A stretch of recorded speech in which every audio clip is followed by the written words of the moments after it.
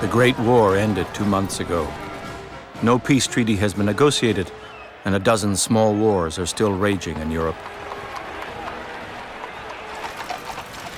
Most of the world's leaders are coming to Paris to find a way out of this mess. It is called the Paris Peace Conference. Its repercussions will be felt for the next 100 years.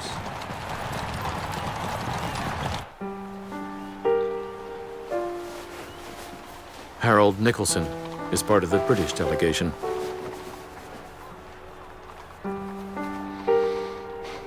Like most of Paris, Nicholson wants to see the politician they're calling the God of Justice.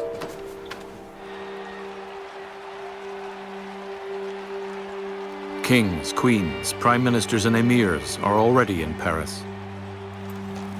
Now the deity arrives.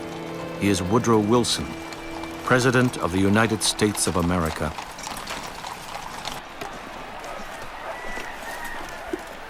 John Maynard Keynes, British economist. He won't go to the parade today. He doesn't go with the crowd. The peace conference, Keynes thinks, will be about money. But then there are the widows.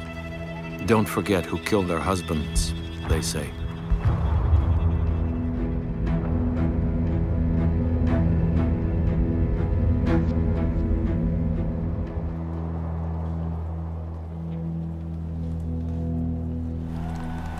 The people who killed their husbands, the Germans, are not in Paris today. They'll be summoned later.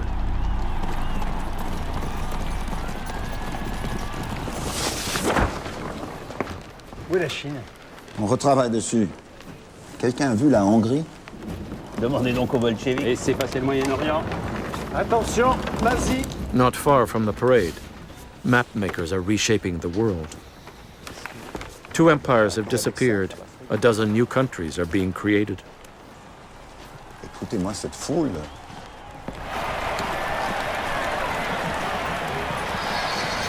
Bodies are still being found in the mud of northern France. The desire for a harsh peace treaty is overwhelming. Woodrow Wilson says no. There'll be no revenge. I'll give you something better.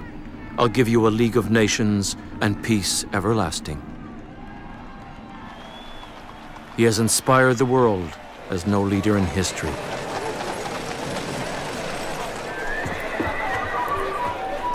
Nous étions en nombre de 1000, venus d'Italie et d'ailleurs. Garibaldi dans la Sicile, nous conduisait. While in Paris, Harold Nicholson will keep a diary. January the 20th. We are all dependent upon America, not only for the war that has just ended, but for the peace before us. The Americans have won the war, now they will win the peace.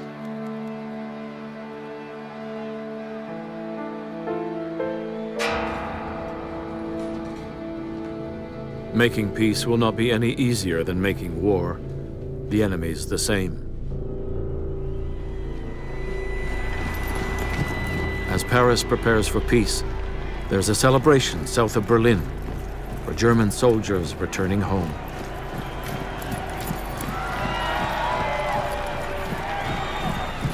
Many Germans don't think they lost the war. They signed an armistice, not an admission of defeat.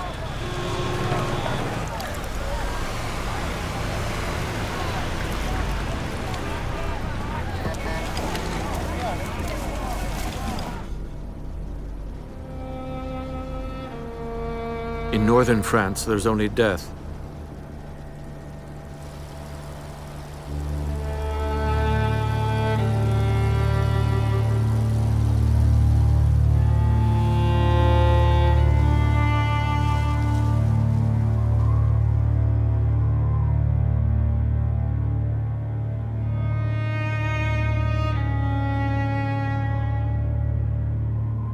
The war was so violent that half the French dead, the bodies of 700,000 men, are unidentifiable.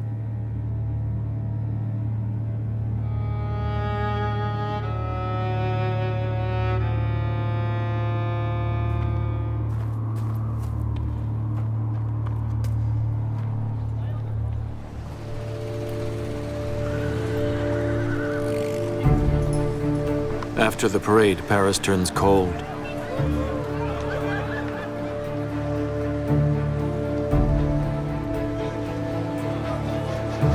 "10,000 politicians, diplomats, arms sellers, and spies are arriving for the peace conference. Many have never seen snow.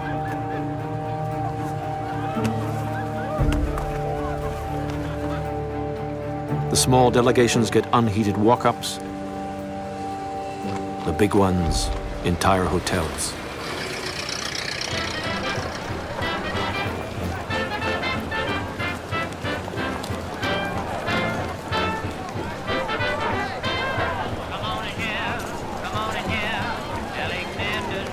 As the delegations total up their claims against Germany and her allies, Paris comes alive once again.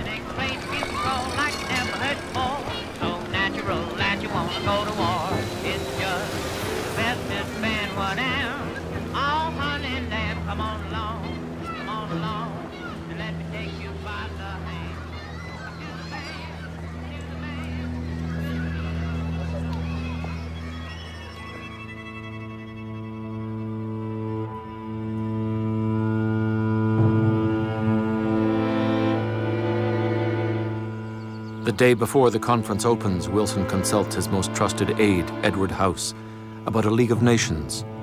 The League would stop small conflicts before they became world wars.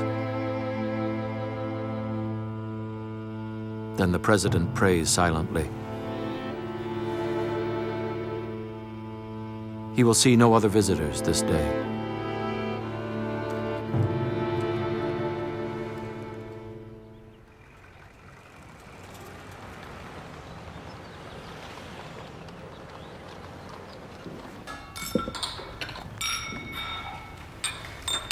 The peace talks will take place in the Ministry of Foreign Affairs, the Quai d'Orsay. 200 delegates, 37 countries. The League of Nations will be hotly debated. Germany will be punished.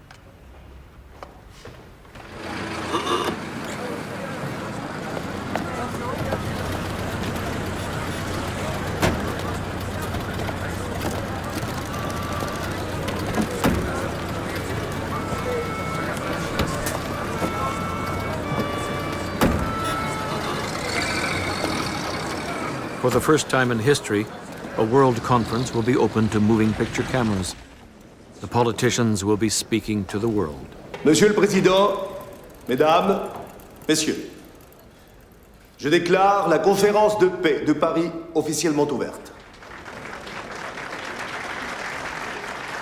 There are 5 countries at the head table. They are known as the Supreme Council. Together they have lost about 3 million men in the war. The smaller powers that fill the room have lost another 2 million. Georges Clemenceau, the Prime Minister of France, is the chairman of the conference. In deference to President Wilson, Clemenceau speaks in English. I don't think there is any question that we are here to decide the issue of German guilt and ultimately of German reparations. We want our countries made whole again. History has taught Clemenceau everything he needs to know about war. You make alliances, then you fight other alliances. The League of Nations is for dreamers. Monsieur David Lloyd George, Premier Ministre de la Grande-Bretagne. Lloyd George has just won an election by promising he will get $300 billion from the Germans. I too believe the issue of reparations must be dealt with soon.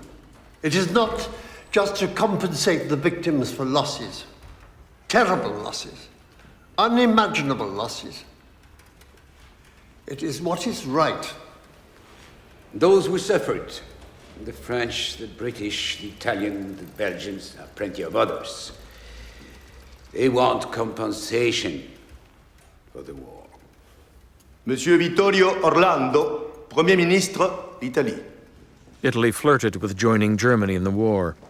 Then she got a better offer from the Allies. Italia would very much like to discutere dall'Adriatico, which is of vital interesse per nostro futuro. We need a port to Harbour. The port Italy needs is for her warships. Unfortunately, it belongs to Yugoslavia. Italy is broke and near anarchy. Messieurs, la voix qui maquino, le Japon. Japan. She helped win the war for the Allies in the Pacific. She wants territory that belongs to China. It is estimated the conference will last 3 to 4 weeks. During that time, it will be effectively a world government. At the center of it all, one visionary politician who will save the world. How long must we repeat history before we learn that revenge won't work? I have every confidence the League of Nations will change that.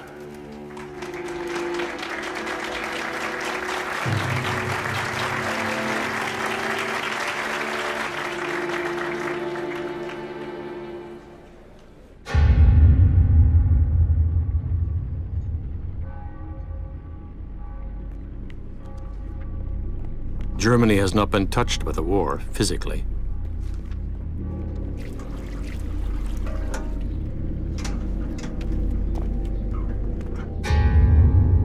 But she has lost 1,700,000 men, suffered more than 7 million casualties.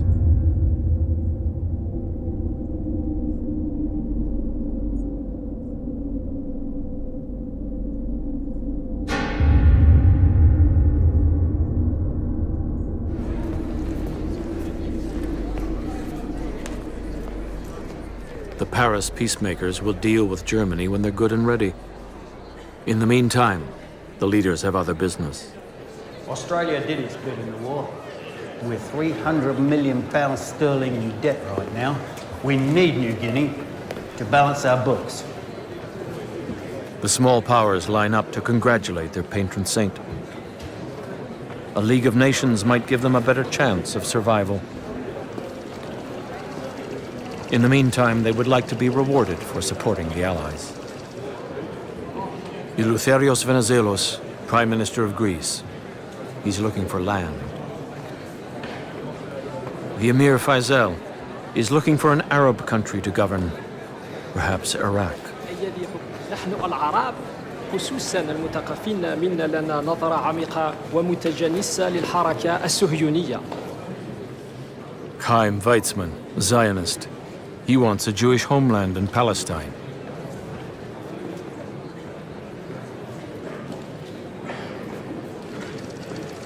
Edward House has warned Wilson against coming to Europe. These are countries that solve their problems with the gun, he says. Nicholson writes, you could not avoid a feeling of awe at the terrible responsibilities shouldered by the statesman. The fate of mankind was hanging by a thread.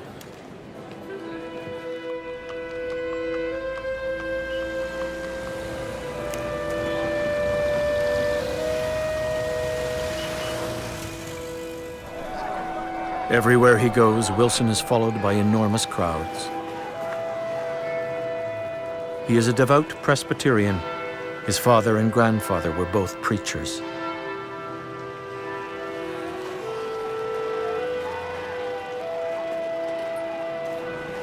Wilson is never more alive than when he is close to the people.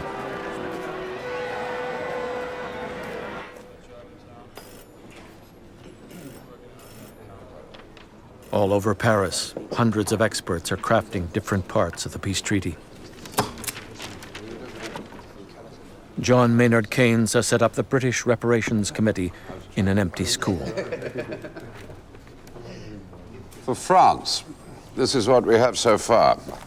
Inhabitants driven from their homes, 2,732,000. Villages devastated, 4,022. Houses completely or partly destroyed, 594,616. Factories destroyed, 20,539. Livestock carried off, 1,360,000. The British numbers aren't in yet. Not so many farms, but her shipping is decimated. The real problem will come when each country tries to put a dollar figure on what a dead soldier is worth, what he might have earned had he lived. No accounting of any war in history has tried to do that.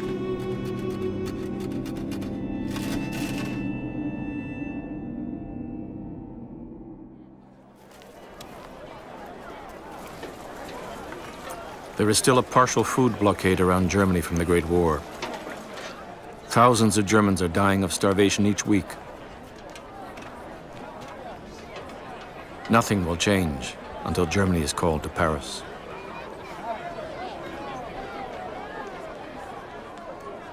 We have an absolute right to punish those responsible for crimes for which no equivalent can be found in the Napoleonic Wars. We must not make an enemy of Germany.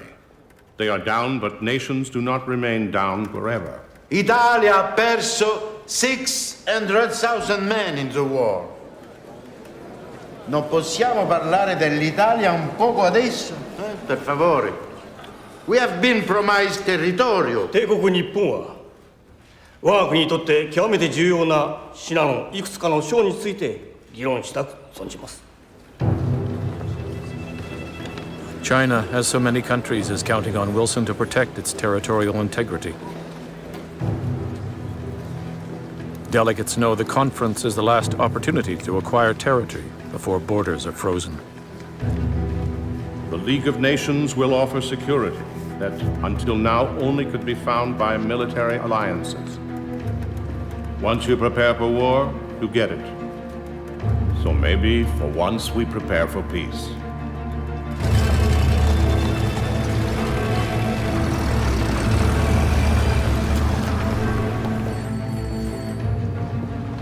Cartographers receive constant directives from the Quai d'Orsay.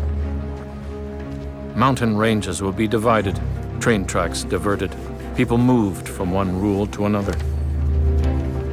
Peu importe la lente ou pas. La décision a déjà été prise. Il reste environ 60 000 Serbes en Roumanie. Et 74 000 Roumains et 400 000 Hongrois vivent encore en Yougoslavie. Où que nous tracions les nouvelles frontières, il y aura toujours des populations lésées. Et chaque frontière qu'on rate est une guerre potentielle. Cela ne peut pas marcher. C'est tout bénéfice pour nous de récupérer les colonies allemandes. Mais à quoi bon mettre de l'argent sur une colonie loin de tout si nous ne pouvons obtenir des troupes le moment venu? La France aurait été décimée sans l'aide de ces colonies. Well, so long as M. Clemenceau does not train big nigger armies for the purposes of aggression. Though, of course, we ourselves see the need of arming the Polynesians against their neighbors. Wilson has said there will be no more colonies. He has promised self-determination for all minorities. The sheer audacity of the president's ideas is startling. Meet Winston Churchill, Secretary of the Navy. I've come to get myself an army, he says. He's convinced fighting will start again. Harold Nicholson has the Balkans, an area known for starting wars and breaking careers. January 23rd. They show no shame at all, demanding most of Hungary. I take with me the papers about the secret Italian treaty. His aim is to maintain in Paris the moral prestige. February the 4th. Talk to General Spears. He talks about disarmament, about the League. The thing to do is to get it into their thick heads, no more massacres. Paris is a mecca for young idealists. Half the class of Harvard 1915 is there. The other half died in the war.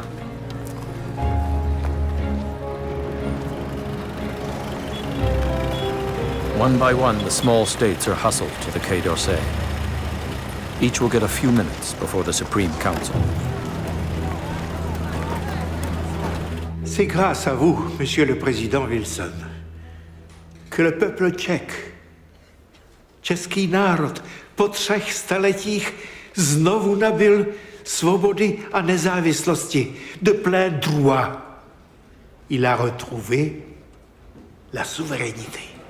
فنحن مستعدون للقتال ولا أستطيع أتصور أن حكامنا مجتمعين هنا سيعاملنا كما عملنا الطغاة في الماضي إنني ولكن بأنهم تدفهم ناوية السمية والنبيلة فاعل لم تكن تلك. The small powers often come bearing gifts.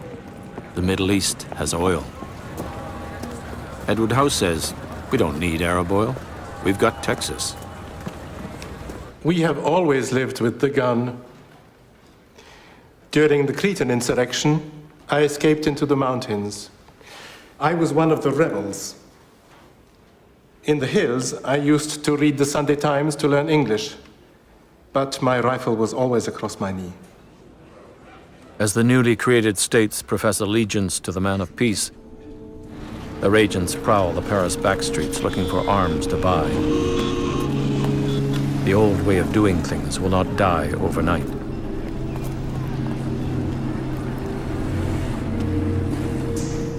The big powers, already armed to the teeth, have other needs.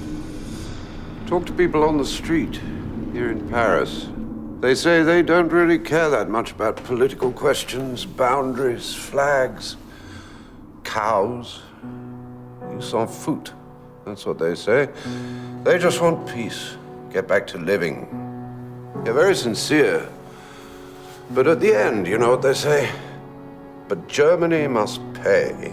For otherwise, what is to happen to France? What is to happen to us? What about our dead husbands? What about our stolen cows? How are we to live? German gold is the answer to all their problems. That's what they think.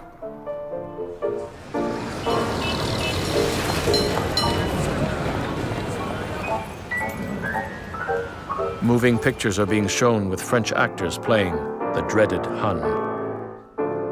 Making peace in this atmosphere of simmering hate will be difficult. Nicholson writes, my attitude toward Germany was a compound of fear, admiration, sympathy, and distrust. I hated them for their practical ruthlessness. I despised them for their political ineptitude. But I felt no residue of revengefulness, only an ardent desire that Germany in future might be rendered innocuous.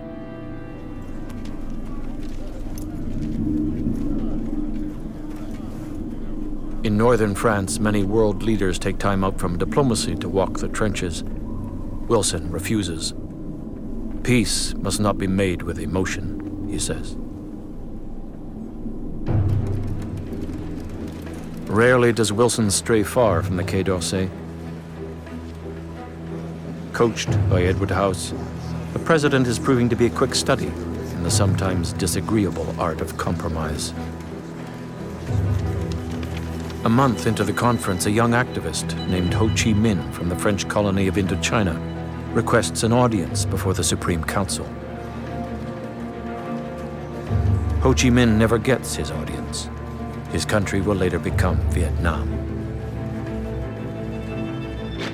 Wilson calls Australian Prime Minister Billy Hughes a pestiferous varmint, but the president ends up giving Hughes New Guinea.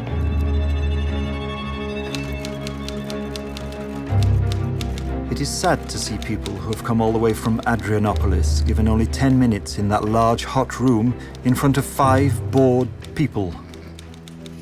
The lives of several thousand people are being changed at the stroke of a midnight pen.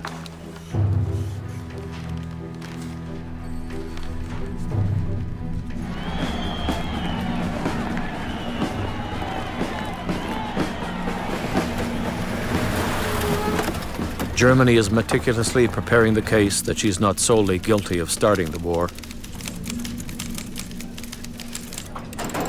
Officers with a bad conscience are, nevertheless, advised to go into hiding. Thousands do.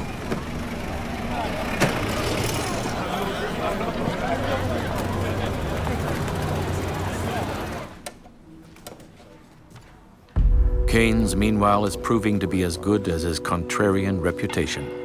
He is advocating Germany pay only for physical damage, not the $300 billion his boss, Lloyd George, is demanding.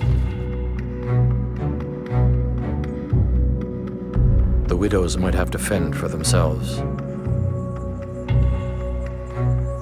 André Tardieu, Clemenceau's foreign minister, writes, Keynes's insular egotism cannot grasp what invasion means. Wilson, too, is advocating moderation for German reparations. This puts him squarely at odds with Lloyd George, who has promised to pick the German pockets dry.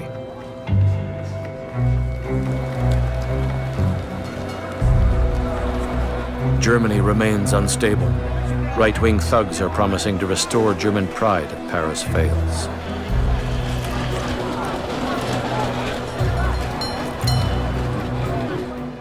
Foreign Minister Count Ulrich von Brockdorff-Rantzau is chosen to head the delegation that will go to France. The Count is one of the few high officials who doesn't have blood on his hands from the Great War.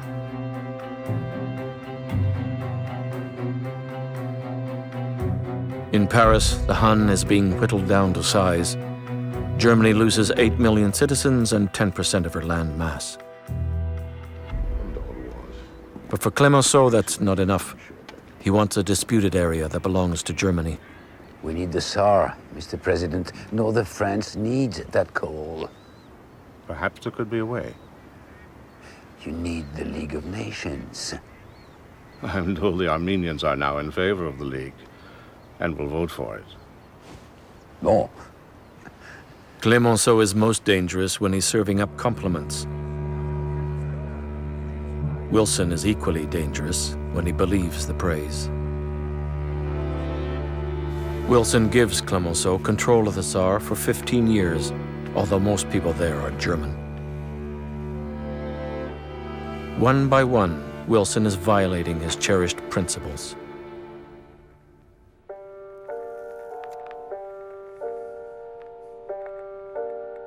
The force of compulsion of Woodrow Wilson in those early months of 1919 was overwhelming.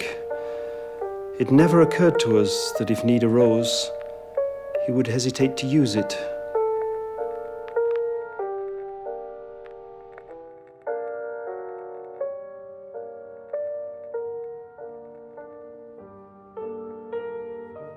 As Woodrow Wilson confounds his apostles, Paris swirls with rumor. That Weizmann the Jew is finding sympathy with the Allies. That Faisal the Arab is getting the cold shoulder. That the Japanese have something up their sleeves. That in a very complicated world, Harold Nicholson is showing himself to be as agile as Woodrow Wilson.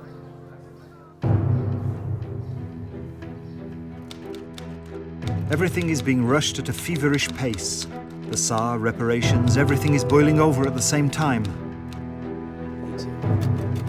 Keynes has figured out a way to balance the French accounts by having Britain's National Gallery acquire paintings by Manet, Corot, and Delacroix at bargain prices.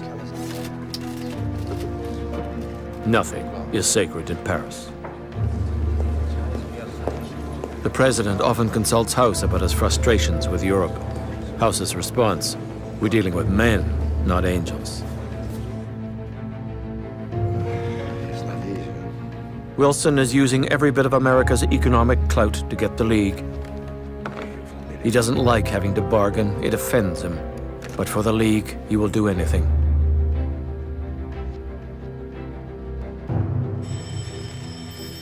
It is now 5 weeks into the conference. In map rooms across Paris, hundreds of thousands of people are being shifted from one nationality to another. Germany has yet to be summoned.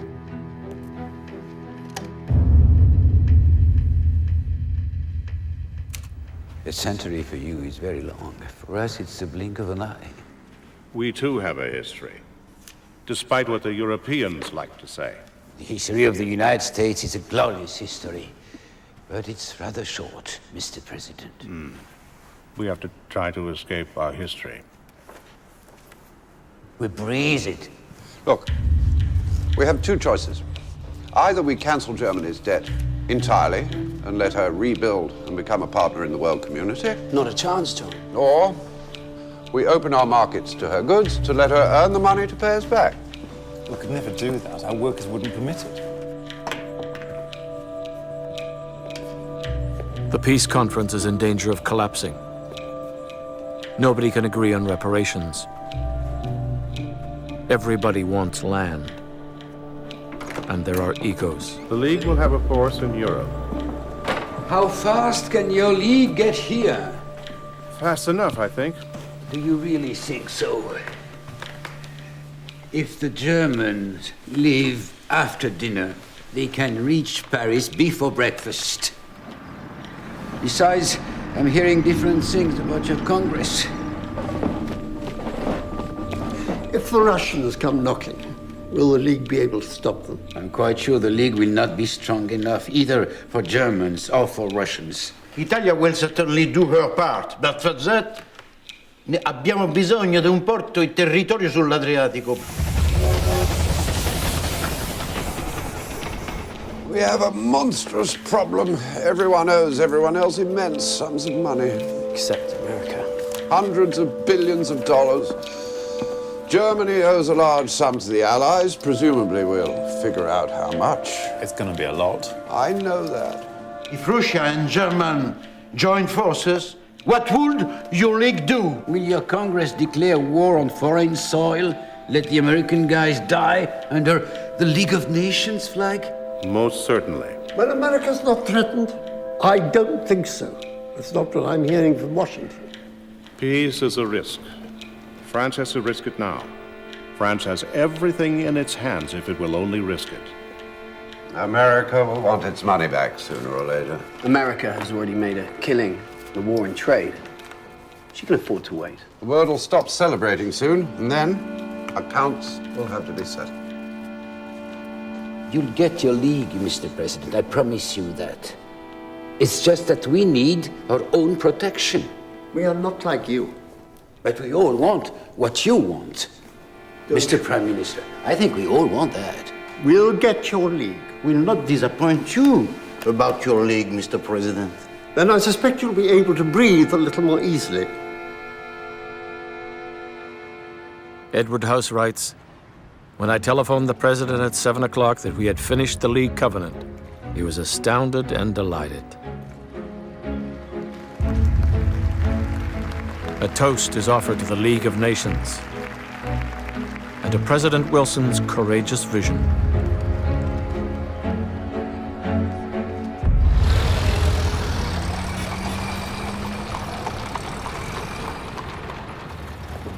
In Berlin, it is announced that Johann Giespertz and Walter Siemens will join Brockdorf Rantzau and the German delegation going to Paris. Like everyone else, the Germans believe Woodrow Wilson will give them justice.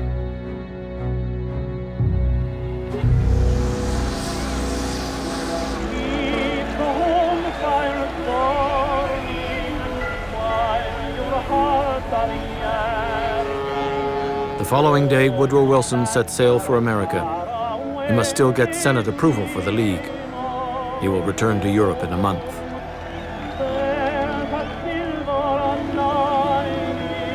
Wilson has achieved an astonishing triumph. In the face of considerable opposition in Europe and growing isolationism in America, he has got his League of Nations passed by the conference. But it is clear to almost everyone that the League is in trouble in America, and the peace conference itself is in trouble in Paris.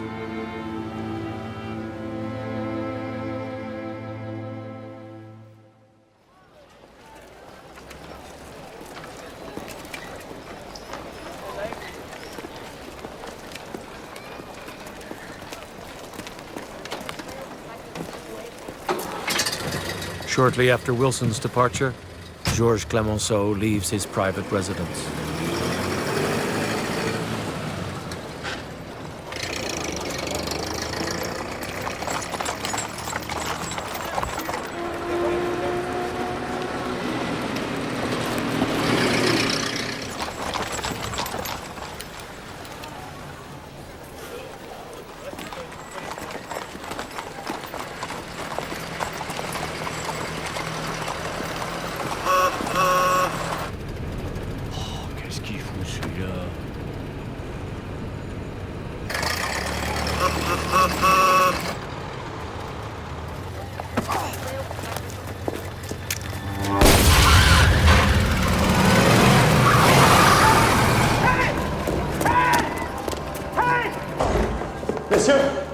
regrette de vous informer qu'on a tiré sur le Premier ministre français cet après-midi. Word of the shooting spreads quickly throughout Paris. One bullet lodges under Clemenceau's shoulder. It is close to his spinal cord. It is assumed the assassin is either a German agent or a Russian revolutionary.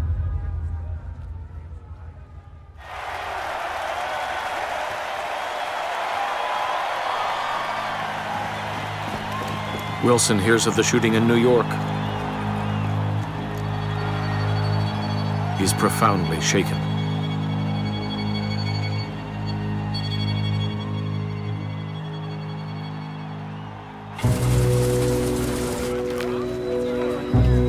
News of the assassination attempt reaches Germany the same day. There are no tears in Berlin. As it turns out, the assassin, Émile Cotin, is a French anarchist. I wanted to kill Clemenceau, he says, because he was preparing for another war.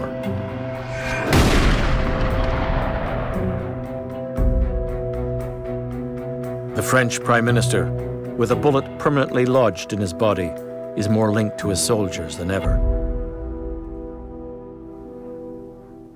Since the attempt on Clemenceau's life, Paris bristles with detectives.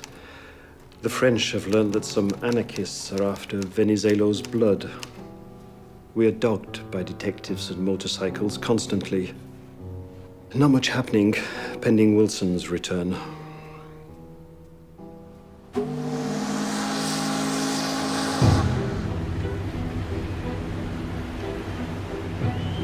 Physically weak from non-stop negotiating, Wilson is once more sailing into the unknown.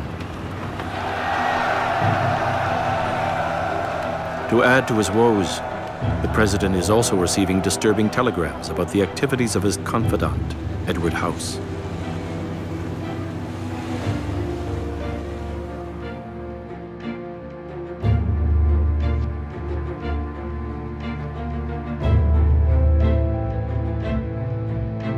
In Paris, a major decision is now taken. Henceforth, the Supreme Council, minus Japan, will meet in private. Openness has not worked.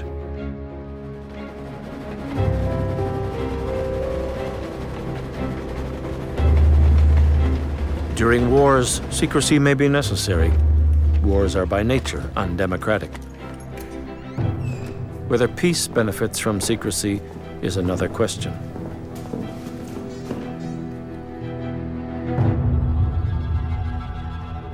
The Big Four are now more powerful than any men in history.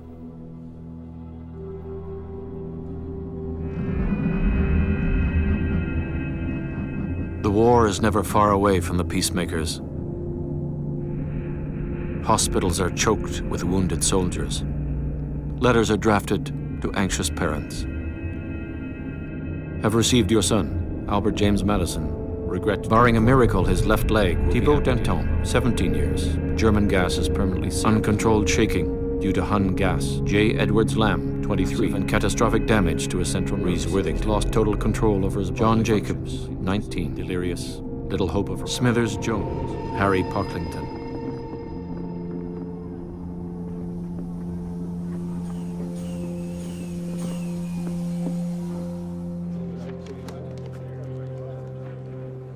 The Big Four were all highly successful wartime leaders. They are now discovering that making peace is sometimes more difficult than making war. We regret to inform you that at 2:13 p.m. your son left this earth.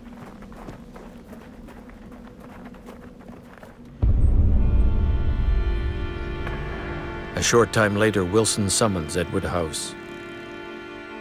Wilson feels he's been negotiating behind his back. The Europeans prefer House to Wilson. He's willing to compromise. Wilson tells House the president alone makes American policy.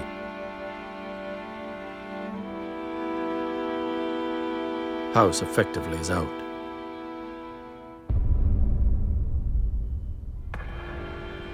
With Edward House gone, President Wilson is more isolated than ever.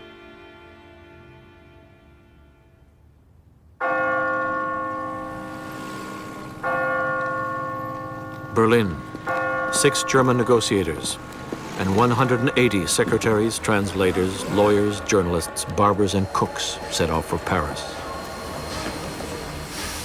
They bring with them documents allegedly proving Germany alone did not start the war.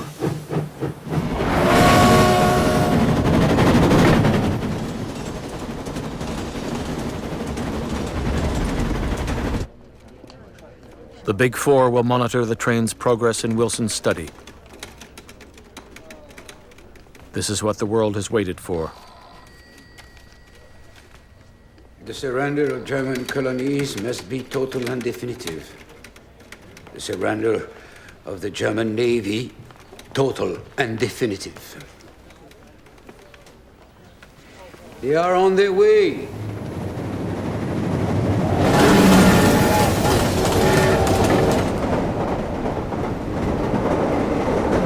From newspaper accounts, Brockdorff-Rantzau is aware of what Paris is thinking. Schuld, Schuld, Schuld, Schuld. Meine Herren, wer ist im Krieg wohl unschuldig? Wir können den Tod nicht wieder lebendig machen. Alle Armeen begehen Grausamkeiten. Dafür werden sie bezahlt. Auch die Alliierten. There will be no half measures. The surrender of a large portion of the German merchant fleet, total and definitive. Das Deutsche Reich fühlte sich bedroht. Russland ging Verrat. Unsere Wirtschaft war am Boden. Wir können unsere eigenen Leute nicht ernähren. Wir verlangen lediglich ein neutrales Gericht, um die Schuldfrage zu klären. Auch wir litten unter ihren Taten. Auch unsere Frauen wurden vergewaltigt. The exclusion of Germany from foreign markets. Total, and will last for a considerable time. No admission to the League of Nations, not now. When? I don't know, sometimes in the future. And I want to know what each of those German delegates did during the war. These are not negotiable. The remedy is not proportional to the evil. They were the first to use poisonous gas. It was the German that began the bombing and long-distance shelling of towns for no military object, but solely for the purpose of reducing the morale of their opponents by striking at the women and children.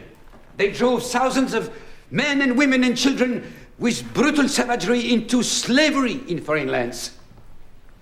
They allowed barbarities to be practiced against their prisoners of war, from which the most uncivilized people would have recoiled. How much German gold, how much German pride equals 1,300,000 dead? What actuary do we consult? Do we talk to your Mr. Case?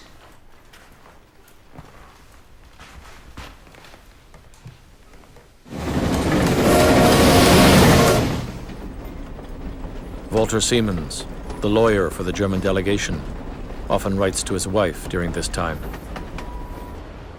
Der erste Eindruck von den besetzten Gebieten ließ meine Seele verdorren. Dann allerdings kam Nordfrankreich.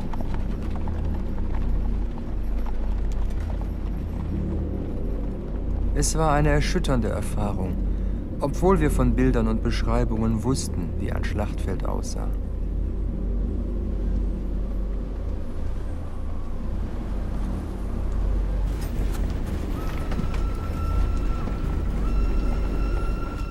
This is Melchior. He's Jewish, a banker. He's bringing with him 2 other bankers, Warburg and Wasserman. Jews?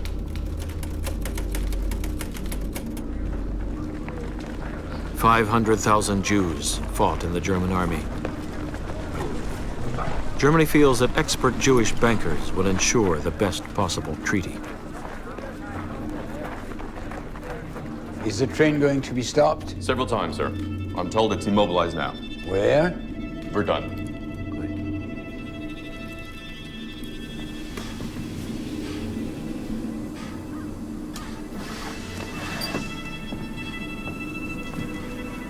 420,000 men died in Verdun.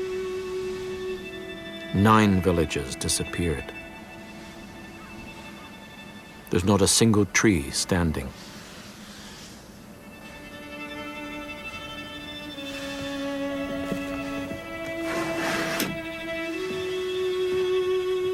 Rockdorf Rantzau, foreign minister. He's the leader, very tough. Herr Giesberts, postmaster general, not much information on him. Dr. Walter Simons, German Foreign Office, specializes in law. He'll probably be doing the writing for the delegation. The lies. Is he reasonable, Simons? He's German. The voyage through the Germans' handiwork is half over. Die Staatsarchive sind versiegelt. Wir haben keine Dokumente, die die wahren Motive unserer Führer zu Kriegsbeginn enthüllen. Die Führer machten sich eindeutig der groben Fehleinschätzung schuldig. Die Invasion Belgiens hätte nie stattfinden dürfen. Das werden wir anerkennen. Wir haben bereits gesagt, wir werden für Belgien bezahlen. Richtig.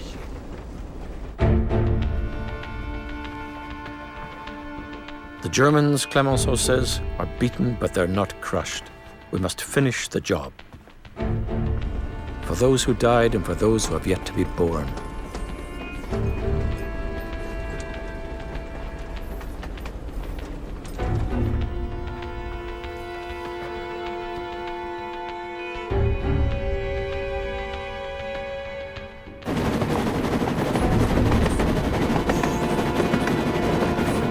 Die anderen Führer haben auch Fehler begangen. Lloyd George, die Franzosen, haben die keine Schuld. Und Wilson? Schuld gibt es genügend auf allen Seiten. Aber wir werden nicht für die anderen bezahlen. Warum sollten wir auch? Es war Krieg. In the end, if Germany feels that she's been unjustly treated, she will find the means of exacting retribution. I think we have heard that before. If history has taught us anything, it has taught us that. History has taught France other lessons. Clemenceau has been waiting for this day since he witnessed Germany invade France 45 years ago. Later, he would say 20 times during the war it was believed France was dead. Did they really think I was going to back down now?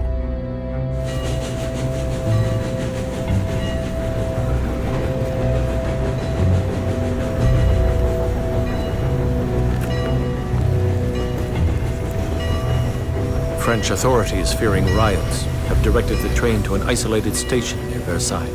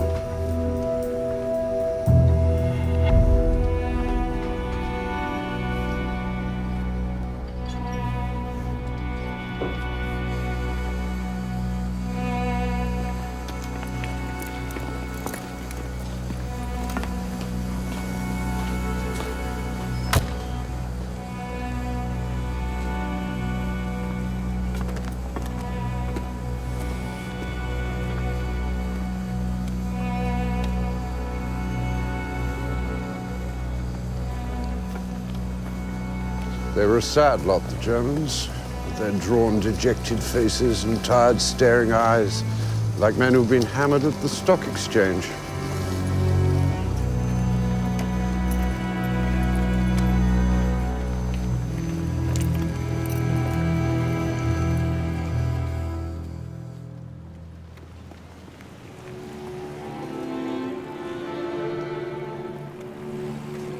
The German delegation is immediately transported to Versailles. It will be housed in the Hotel des Reservoirs.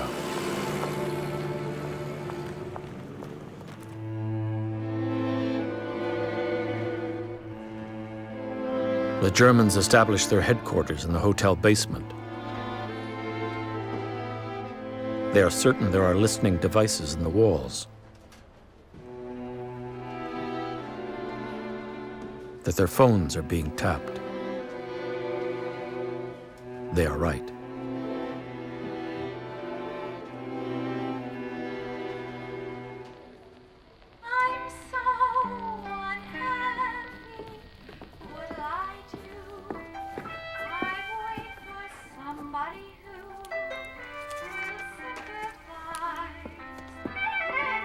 Wilson is receiving cables from the United States warning him the League is in trouble. And now the Hun is just down the road.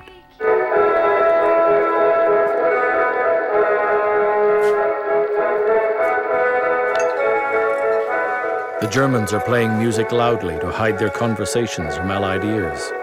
Tannhauser is a favorite. Kriegsschuld wird zur Sprache kommen. Wir wissen das. Haben wir immer noch Wilson auf unserer Seite? Ich nehme an. Es gibt große Meinungsverschiedenheiten im Rat. Sie werfen Wilson vor, nachgiebig mit den Deutschen zu sein. Ich denke, er wird uns trotzdem einen gerechten Frieden bringen. Sprechen Sie noch über den Kaiser? Ich denke, fasziniert Sie. The Kaiser's under house arrest in Holland. The Germans would be humiliated if he were prosecuted.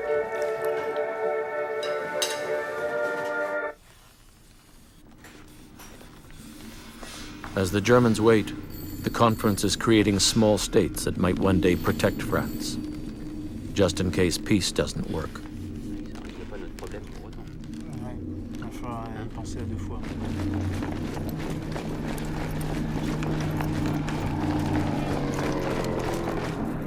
"15 weeks into the conference, 100,000 troops a month are still coming home. They bring with them stories of German atrocities.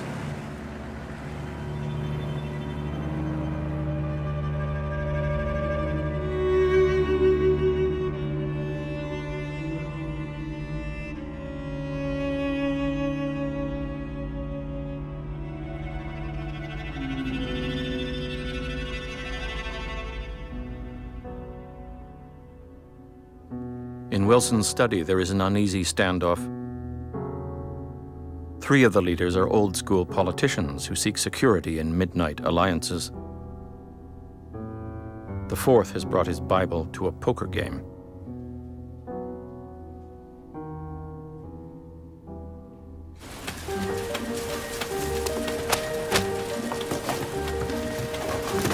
French newspapers are now criticizing the man they once proclaimed a god. He doesn't mind being called pro-German.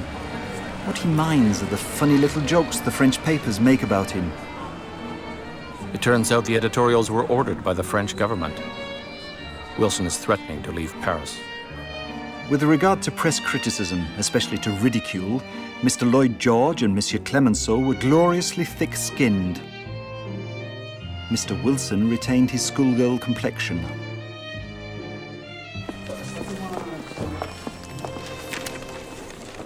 As the negotiations drag on, Hungary succumbs to communism. Much of the world is starving, out of work, and disillusioned with the conference. There are strikes in Europe, strikes in North America. All the pent-up anger from the war is boiling over. Paris is scared.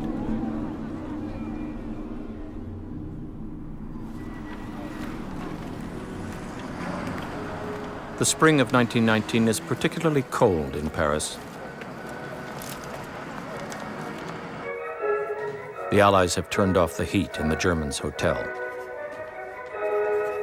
Der Druck der russischen Armee auf die deutsche Grenze, das muss dargelegt werden. Wir brauchen Beweise, die müssen aus Berlin kommen. Stellen Sie das bitte an. Der Kurier kommt um 14:30 Uhr. Ich komme dann zum Unterschreiben. Simons, ich habe Ihnen gerade gesagt, bevor die Schreiben nach Berlin wegkommen, die Eilschreiben, dass wir unbedingt die Unterlagen brauchen zwischen dem Grenzzustand mit Russland von Anfang 1913 bis Ende 13. When would you like to send for the Germans? They want to know. We've got a few details to clear up with the draft proposal of the treaty first.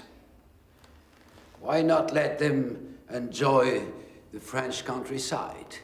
It's been a grueling trip, not easy. Qu'on laisse un peu ces salopards se montrer devant tout le monde.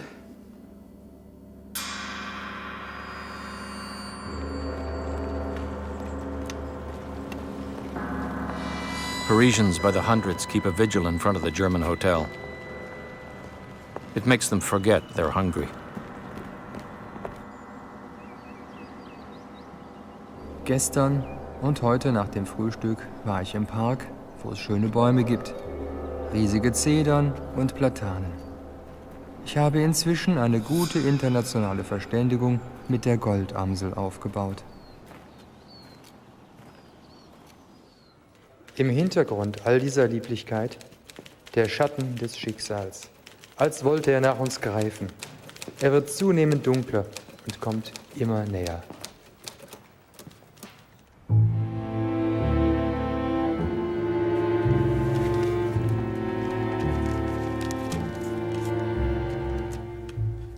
After months of negotiation, it has become clear each of the big four wants a very different kind of peace. Britain wants to continue to rule the seas.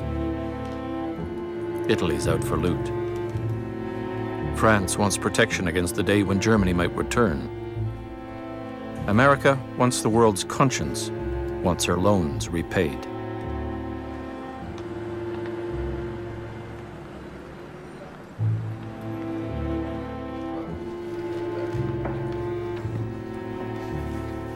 Reparations is still trying to find out what Germany is worth to anybody. The German merchant marine might fetch $600 million. Auctioning off the German Navy won't be easy. It won't get what it's worth. Foreign securities, have we got an estimate there? From a low of $500 million to $1.25 billion. They're not in a hurry to open their books to their overseas accounts. Somebody better push them. Well, that will happen very soon. We think in Latin America and elsewhere, German-owned private property might raise at a pinch another $500 million. Well, this is not what we expected. Sum total, $300 billion maximum. She needs most of that to stay alive. What did he promise them? 200 billion? No, that was a politician's pipe dream. They've not got the money, not even close. I'm sure you know the French are describing your numbers quite differently. This is Paris. Everybody keeps their own ledgers. Everybody's got maps. Keynes is veering further and further from the enormous numbers the leaders have promised. Putting a price on a world war is proving difficult.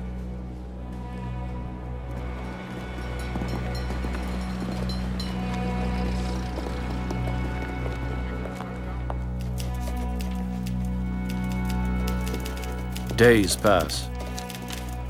The Germans hear nothing. Brockdorff-Rantzau tells Walter Siemens to write 2 responses to the treaty, whose contents he can only guess at. One response will be conciliatory, one harsh.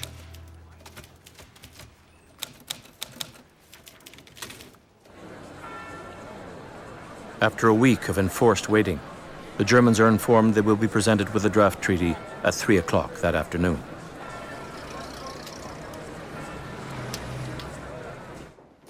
In 10 Minuten werden uns die Automobile zur Sitzung im Trianon Palace Hotel bringen, wo wir die Friedensbedingungen unserer Feinde hören werden. Sie werden auf die eine oder andere Weise für kommende Generationen über die Zukunft des Deutschen Reiches entscheiden.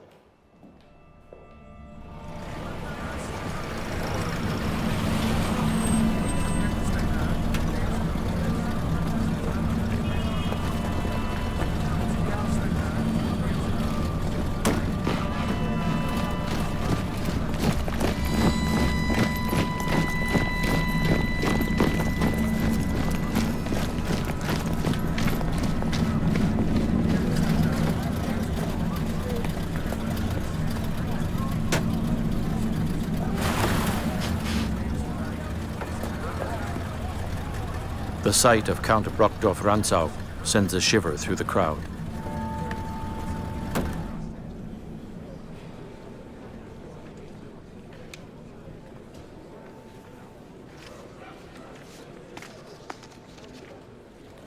L'heure de notre pénible règlement de compte a sonné. Vous nous avez réclamé la paix, eh bien nous sommes ici pour vous la donner. Vous nous avez imposé la guerre. Nous allons faire tout notre possible pour que cela ne puisse plus se reproduire. The terms of the treaty are harsher than the Germans ever imagined. Germany will be paralyzed for generations. Brockdorff-Rantzau knows which speech to use. Meine Herren, wir täuschen uns nicht über den Umfang unserer Niederlage, über den Grad unserer Ohnmacht. Wir wissen, dass die Gewalt der deutschen Waffen gebrochen ist. Wir kennen die Wucht des Hasses, die uns hier entgegentritt. Und wir haben die leidenschaftliche Forderung gehört, dass die Sieger uns zugleich als Überwundene zahlen lassen und als Besiegte bestrafen sollen. Es wird von uns erwartet, dass wir uns hier als die allein Schuldigen bekennen. Ein solches Bekenntnis wäre in meinem Munde eine Lüge. Möge Graf Brockdorff-Rantzau trotz allem seine Würde und seine Selbstbeherrschung bewahren. Meine liebe Frau, in diesen bitteren Stunden spricht deine mutige Seele zu mir, als wäre es die Stimme meines gesamten Volkes. Der Vertrag, den uns die Feinde überreicht haben, ist, insofern ihn die Franzosen diktiert haben, ein Denkmal krankhafter Furcht und krankhaften Hasses. Und ihn insofern die Anglosachsen diktiert haben, ist es ein Werk kapitalistischer Politik, der brutalsten und der cleversten Art.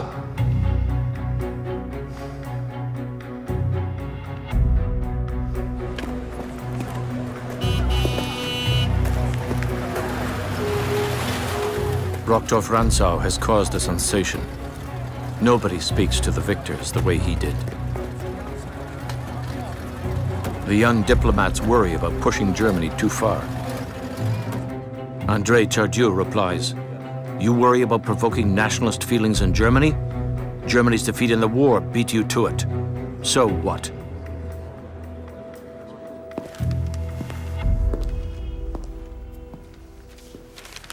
Dies sollte eine Verhandlung sein zwischen Gleichgestellten. Wir haben Beweise, dass wir nicht allein für den Krieg verantwortlich sind. Sie müssen uns anhören. Dafür sind wir hier. Das hat uns Wilson versprochen. Welcher Friedensvertrag wird von der einen Seite der anderen ohne Diskussion aufdiktiert? Sie müssen verrückt sein. Meine Herren, wir wurden betrogen. Wir wurden betrogen!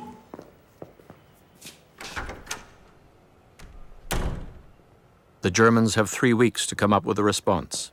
They turn off their music. They no longer care who's listening.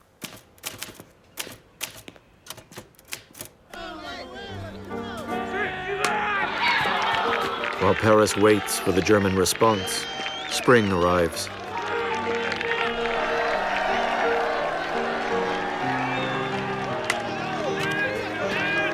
Life is returning to normal.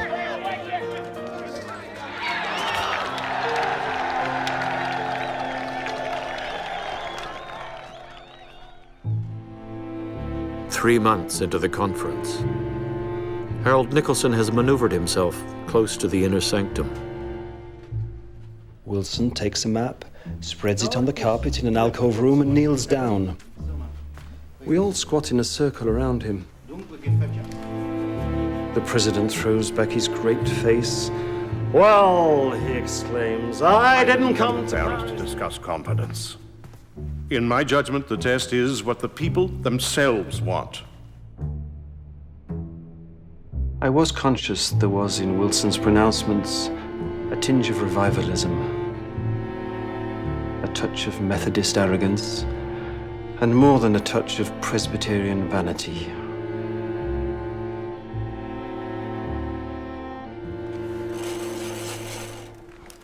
With time running out, there's a great push to get the world tidied up.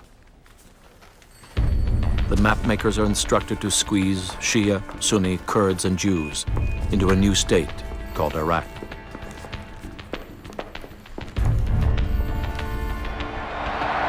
In Berlin, there are massive protests. German Chancellor Philipp Scheidemann shuts down entertainment for a week to protest the draft treaty.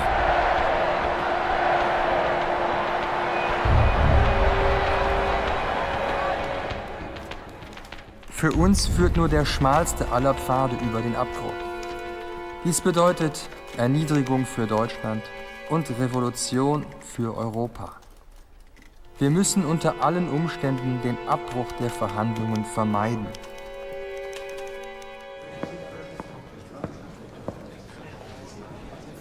Constant messages are being sent from the Germans to the Big Four requesting a moderation of the peace terms. The Big Four have problems of their own. America asks nothing by way of reparation. What damages did she suffer? She spent millions of dollars and thousands of lives. In lives, America lost a little less than Australia. I'm very unhappy, Mr. President. I have a lot of problems with the socialists and Bolsheviks. And you are cutting my throat. The treaty must be accepted or rejected the way it now stands. In Rome, there are fascist leaders named D'Annunzio and Mussolini on the rise. Orlando is failing to get anything in Paris, they cry. I ask you for a few days to know at least in what sauce you intend to cook me. E lei si rifiuta. No. I've told you before, I will never accept bartering peoples like that. Italia satisfied will remain absolutely firm and calm. But an Italia discontented and disappointed, that will mean danger for entire world, you understand me? You do yourself a disservice. And your people. Orlando and his Italian delegation leave Paris in a huff. Belgium and Japan are threatening to go. The Chinese are not happy. Wilson is gambling he still has the American people. Aber natürlich haben wir auch. Nein, nein. Und ich kann Ihnen sagen... Allied listening devices reveal frequent long-distance calls from Berlin to Brockdorf-Rantzau. Das können Sie so nicht vorwegnehmen. Es verbleiben uns noch einige Stunden. Wir haben noch Karten in der Hand. Ja, aber natürlich.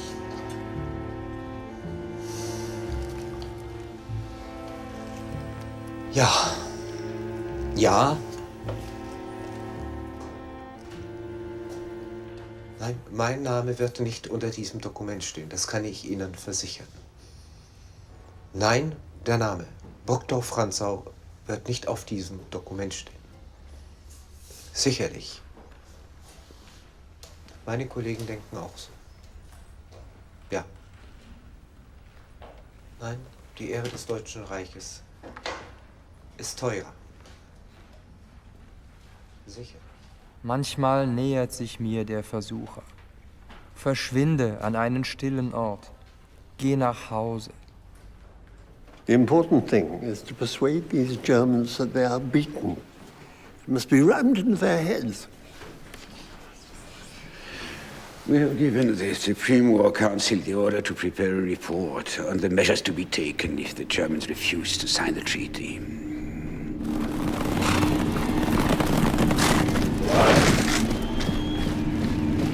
The measures to be taken include a resumption of fighting, a full invasion of Berlin. The Supreme Allied Commander, Marshal Foch, is ready to go. war is a real possibility. There is not a single person among the younger people here who is not unhappy and disappointed at the terms. The British Treasuryman Keynes is very pessimistic about the German treaty. He considers it not only immoral, but incompetent. The Germans can gain nothing by signing and lose nothing by refusing to sign. Für uns ist es zu Ende. Jetzt müssen wir an unsere Kinder denken, an unsere Enkelkinder, die die Bürde dessen, was wir hier tun, über Jahrzehnte tragen werden. Sie haben ein Recht zu existieren. Sie haben ein Recht auf ein Land. Keynes informs Lloyd George that Germany won't be able to pay much more than $10 billion. Lloyd George has promised Britain 30 times that amount.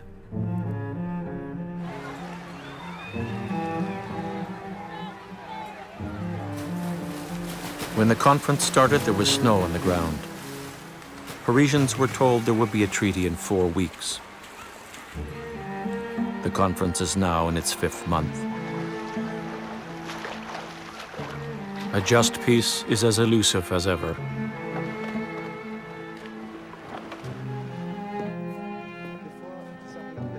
As the days pass, fewer calls are being intercepted between Brockdorf-Rantzau and Berlin. It is feared the Germans might look for friends elsewhere. Harold Nicholson writes, "In the battle of time pressure, we said, better a bad treaty today than a good treaty 4 months hence. I was so confident we were doing it the best way.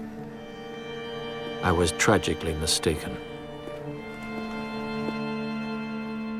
Italien wartet auf die erste Gelegenheit, sich uns anzuschließen und hofft im Stillen darauf, dass wir nicht unterzeichnen.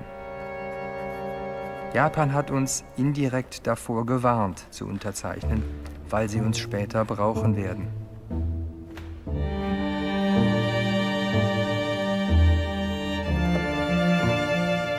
Brockdorf-Rantzau is informed Berlin expects the war will start again if the treaty is not ratified. There is tremendous pressure to accept it.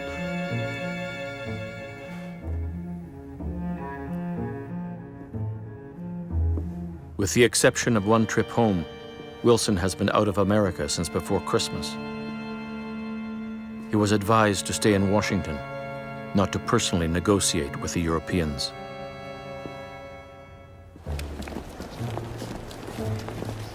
In Germany, people are at last coming to understand the hatred felt towards them.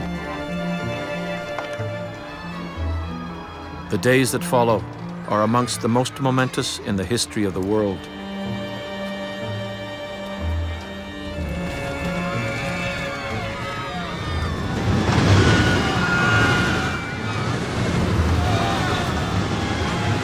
There are new problems every day, every hour.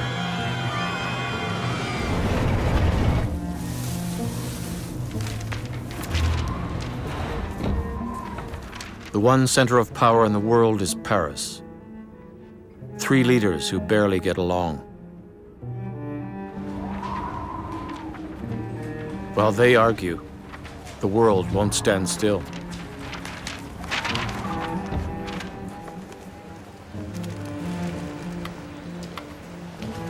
We're running out of time, Mr. President. Communism, starvation, workers' revolutions, all are overtaking Europe. They will soon jump the Atlantic. Republicans are having a field day in the capital, sir. They think they've got the votes to block the League.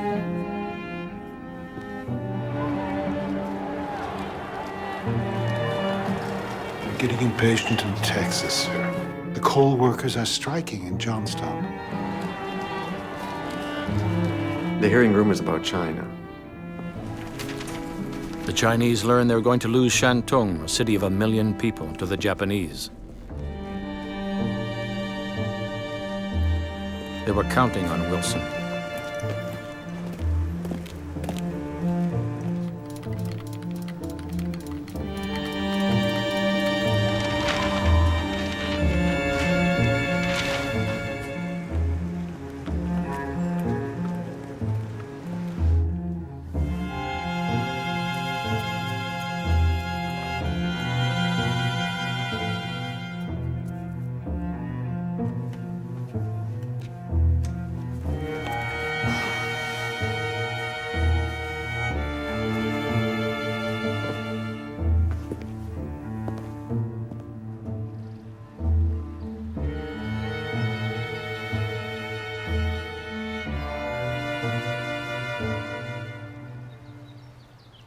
Très bien, merci.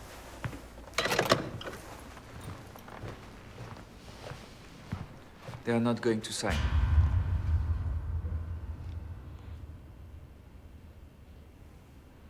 We must show the Junkers who is boss. There will be no compromise.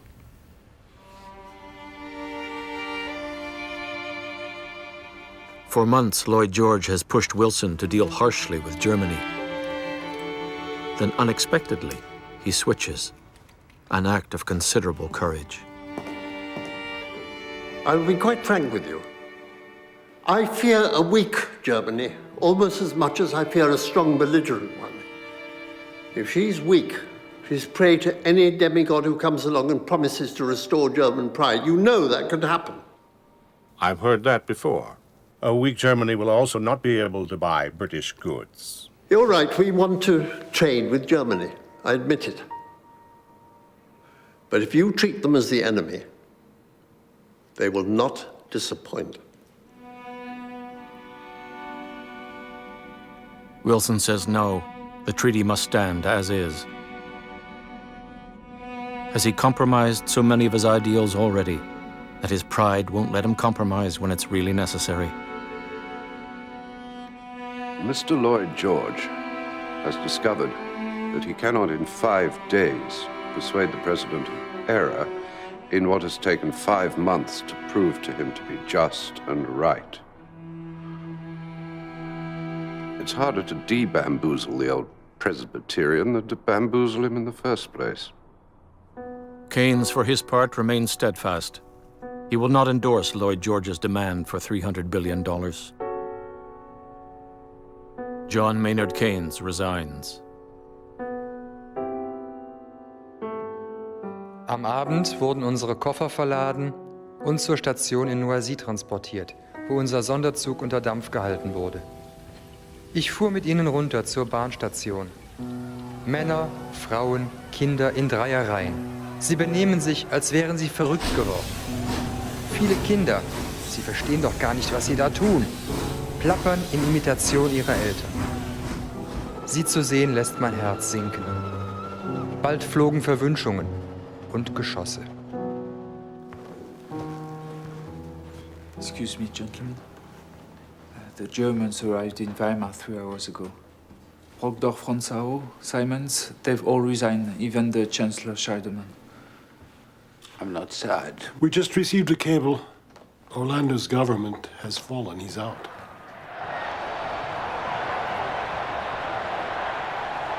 In Italy, black-shirted fascists are beating up detractors in the streets.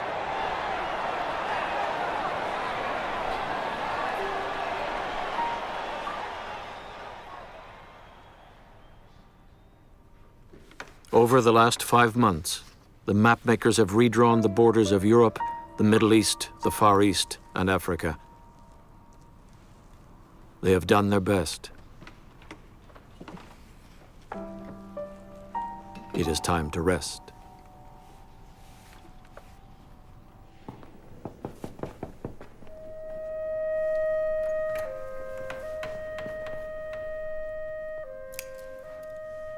Wilson has exhausted all his moral and physical strength getting the League of Nations. Germany, he believes, will eventually become part of the League of Nations and redeem itself.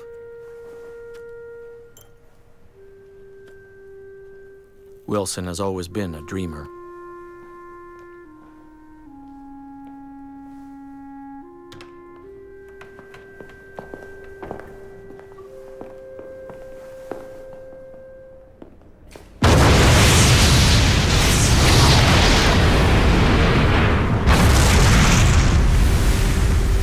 Two days before the signing, the Germans scuttled their interned fleet. Their pride won't let the Allies have their warships. This act of treachery convinces any last-minute doubters that Germany cannot be trusted.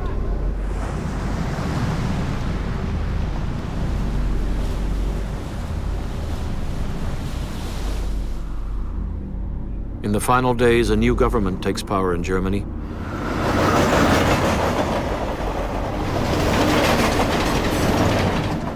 Two reluctant German officials, Müller and Bell, are found to sign the peace agreement. Rumors abound that they'll sign, then shoot themselves. Or they'll shoot Wilson. Truth has never been easy to find in Paris.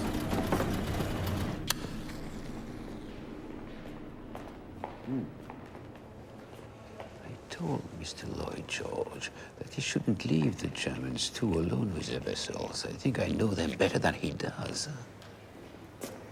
The Great War started 1,797 days ago. In a few hours, it will be over. The Treaty of Versailles will be signed.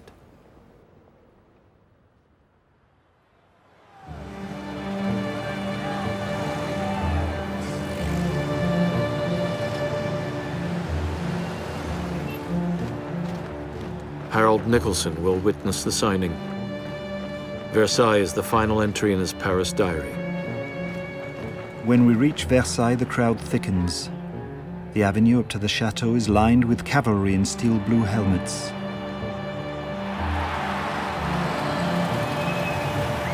The captured German cannon have tactfully been removed.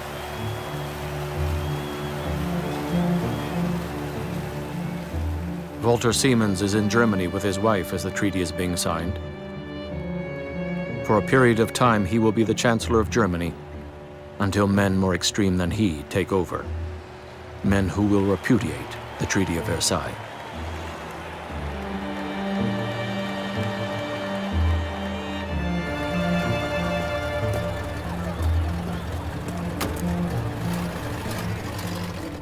Keynes is in London as the treaty is being signed. Oh, that was a politician's pipe dream. They've not got the money, not even close. His figure of $10 billion is almost exactly what Germany ends up paying. The Chinese decide not to sign the treaty. Wilson has alienated 500 million people.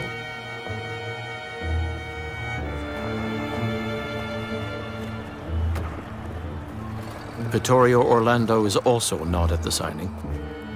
We need a port to Harbour. Orlando never gets his port. Benito Mussolini promises to do better.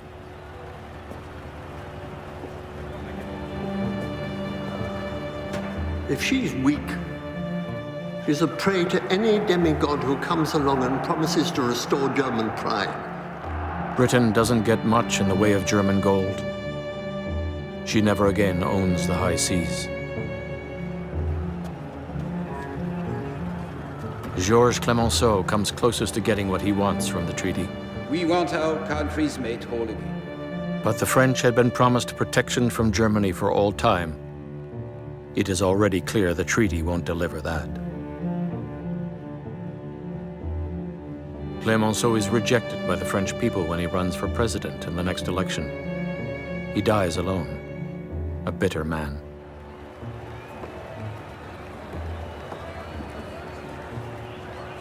Woodrow Wilson returns to America and continues lobbying for the League of Nations. His health is not good. He pushed himself to the limit in Paris. I will never accept bartering peoples like that.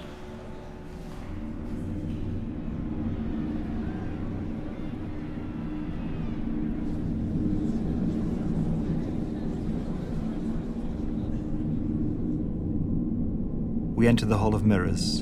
In front, like a guillotine, is the table for the signatures. The Republican guards at the doorway flash their swords into the scabbards with a loud click. Faites entrer les Allemands. Nous sommes ici pour signer un traité de paix.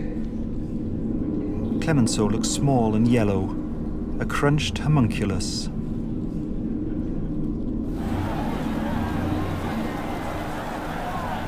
Suddenly, from outside comes the crash of guns. It announces to the world the treaty has been signed. The Great War is finally over. Clemenceau emerges from the door below me. He's joined by Wilson and Lloyd George. The crowds upon the terrace burst through the cordon of troops. The top hats of the Big Four are lost in a sea of gesticulation.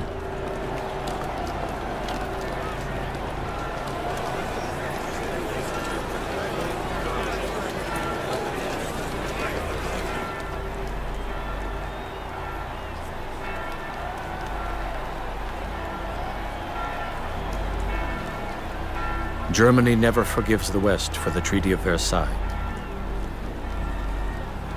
The winds of war are already blowing as Paris celebrates.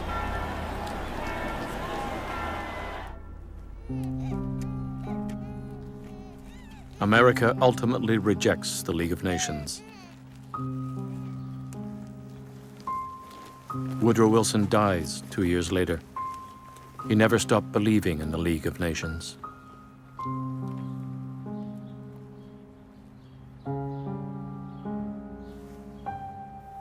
The peace negotiators of Paris were convinced that they would not commit the blunders or iniquities of the Congress of Vienna. Future generations will be equally convinced that they will be immune from the defects which assailed the negotiators of Paris. Yet they, in their turn, will be exposed to similar microbes of infection, to the eternal inadequacy of human intelligence.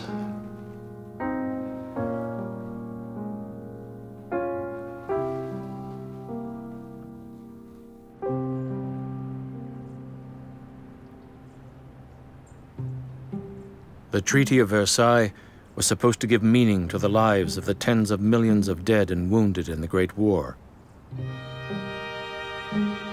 It didn't do that. It did teach that military conquest alone offers no lasting safety.